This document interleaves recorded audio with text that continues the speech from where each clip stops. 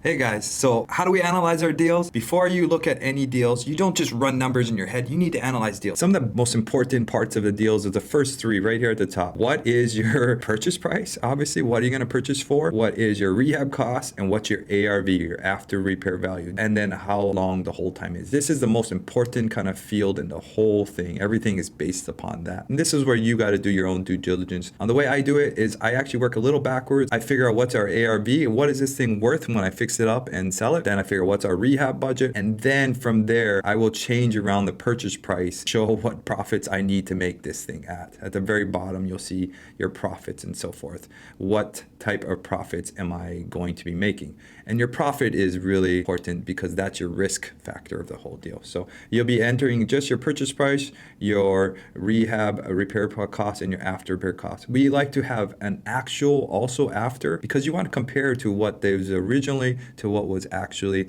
And it's really good to have both because then you can start comparing in the middle of jobs and so forth and seeing how things change and so forth. And you want to be able to look back and to correct your mistakes. So it's good to have estimates compared to actuals. The next part of it is the financing costs. And you can see this whole thing is broken up into 5 big segments by the big black kind of bar at the top of each segment kind of splits them up. So the next part is your whole financing cost. We do large scale flips. So in Hawaii, we have a lot of lenders involved. If you just have one lender involved, that's fine. Our first position lender is normally a hard money lender, and that's us. We are a hard money lender. By the way, if you guys need to get loans, you can do as little as 9% and a point. This would change per lender. Depends on the deal. You're going to be changing how much points and interest that lenders and so forth would be doing and giving you. And then that loan amount, the 171 that shows right now, that's the loan amount that the lender will be giving you. The rest of it will automatically change. So you just would be changing the interest and so forth, or just a percentage of what the lender will be giving you. Basically, these 3 sides. Second part is if you have private money investors involved, you want to be showing what you're going to pay to them, that financing cost to private money investors. And then if you have more than one private money investor, you have 3, 4, 5, you can also kind of separate them. I just group them all together into one big amount unless you have differences in the rates and so forth. Then the next part is your holding costs. Over here, it's kind of, you don't really need to mess around too much.